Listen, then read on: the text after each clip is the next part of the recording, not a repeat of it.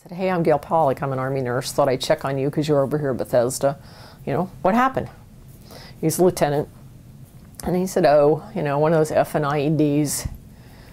He said, you know, I'm blind. I said, oh. He didn't tell me another word about any of his other injuries.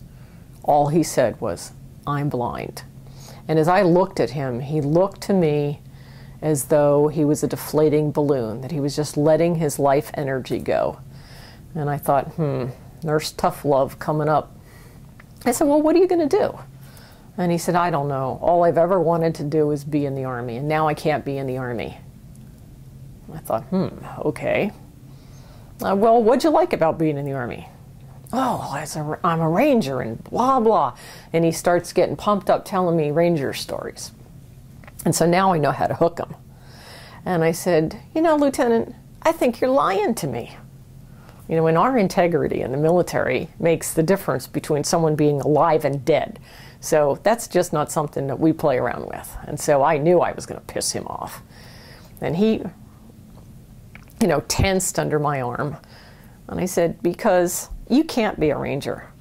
Because Rangers aren't quitters. And if you're a Ranger, you better stop telling people, because you're an embarrassment to anyone who was, is, or will be a Ranger, because you're a quitter. And he rolls over and props himself up and screams at me, I told you I'm blind. And I scream right back, I told you you're a quitter. And he paused, and I said, you know, because I could just feel he was getting ready to launch out at me again. And I said, I got other blind service members in the Army, so what the hell's your problem? You're a quitter. And he went absolutely silent. And he said, ma'am, nobody told me I could stay in the Army. Well, now I knew I had his attention. I could let him go. And I said, oh, okay. Well, you know, that'll teach us to send you to a Navy hospital. What do they know about an Army? You know, has Scott Smiley been over here to talk to you yet?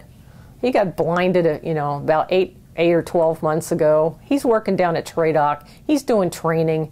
You want to be in the Army, be in the Army. If you want to be in the Army, your goal is to get well, to recover from whatever this is. You know, just stay focused, get well, stay in the Army.